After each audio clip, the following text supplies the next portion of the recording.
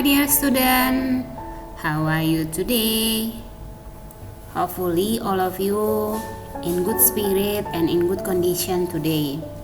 Praise God, today we will start a new semester and new chapter in our school. But before we start our learning today, it's better if we pray first. Let us pray. Our Father in heaven, thank you, Lord, for so many blessings that you are given for us. Thank you if we are here today, everything because your blessing abundantly in our life. Jesus Christ, we will start our semester, we will start our learning today. Please help us, please guide us so we can do our tasks today. Thank you, Lord Jesus. We surrender our life, all of our students, only into your hand. In the name of Jesus Christ, we pray to you. Amen.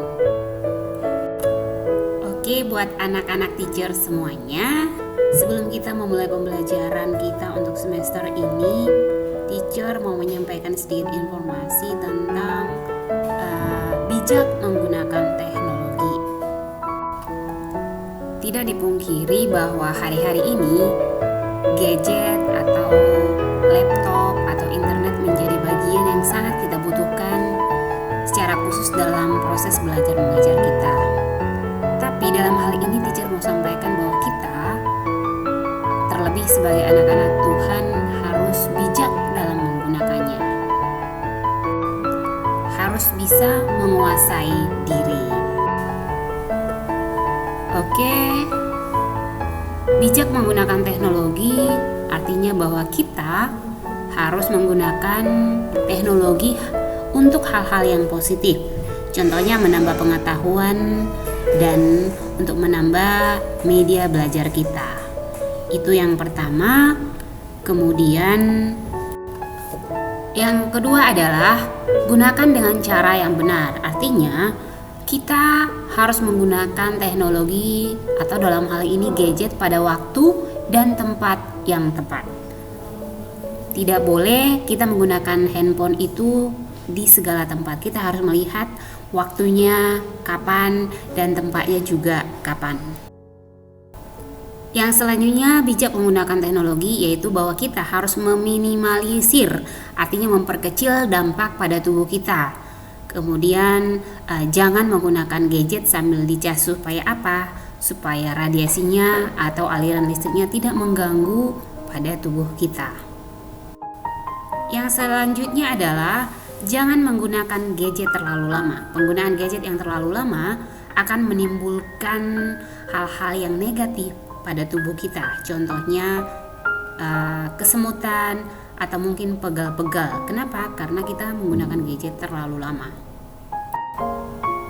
Oke, anak-anak teacher, sekarang teacher akan memberikan sebuah video dan teacher harapkan kamu melakukan hal-hal apa yang seharusnya kamu lakukan ketika kamu menggunakan gadget dan apa yang tidak bisa kamu lakukan ketika kamu menggunakan gadget. Ini have fun and God bless you. Rata-rata orang akan menghabiskan 5 jam per hari menggunakan smartphone mereka. Sakit kepala, stres, kegelisahan, penurunan ketajaman visual, dan lain-lainnya merupakan dampak dari terlalu banyak menggunakan smartphone. Tetapi, apakah kalian tahu bahwa menggunakan smartphone terlalu banyak juga bisa merusak saraf di tangan?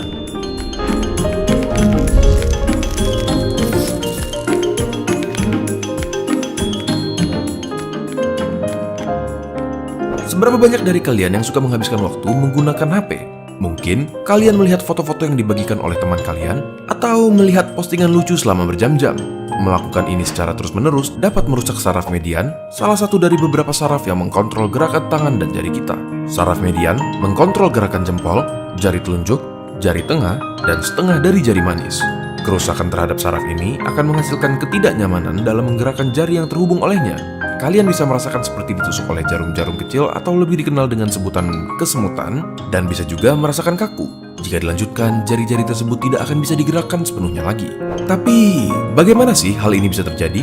Di dalam tangan kita, terdapat suatu bagian jalur atau bisa saja disebut terowongan di mana saraf ini lewat. Tunnel ini dilindungi oleh tulang karpal yang terletak di bagian bawah telapak dan ligamen yang bernama transverse carpal ligament di bagian atas. Selain saraf median, beberapa tendon juga melewati jalur ini. Sederhananya, banyaknya gerakan di sini menyebabkan menumpuknya synovial fluid, suatu cairan yang membantu melumasi tendon di situ dan berakhir menekan saraf median. Hal ini disebut carpal tunnel syndrome. Hal yang sama bisa terjadi juga ke saraf ulnar kita dan akan menjadi cubital tunnel syndrome. Pada kasus yang parah, bisa menunjukkan tanda klinis berupa hands of Benedict atau preacher's hand dan claw hand. Jadi, apakah hal ini bisa diatasi? Jawabannya adalah bisa. Jika belum terlalu parah, kalian bisa diberikan obat oleh dokter kalian atau suntikan, beserta gerakan-gerakan spesifik untuk meringankan gejala. Jika sudah terlalu parah, operasi akan dibutuhkan untuk melepaskan tekanan pada saraf. Coba kalian posisikan tangan kalian dalam posisi seperti ini, dan diamkan selama 1 menit. Jika tidak terasa apa-apa, selamat, saraf kalian baik-baik saja. Jika terasa tidak nyaman, kesemutan, atau bahkan nyeri, mungkin ada baiknya mengunjungi dokter untuk memastikan kesehatan saraf median di tangan kalian.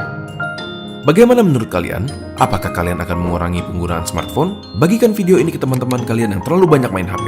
Jangan lupa untuk subscribe demi mendukung keberlangsungan channel ini. Jika ada topik yang kalian ingin kami bahas, kalian bisa tulis di kolom komentar untuk kami lihat. Terima kasih dan sampai ketemu di video berikutnya.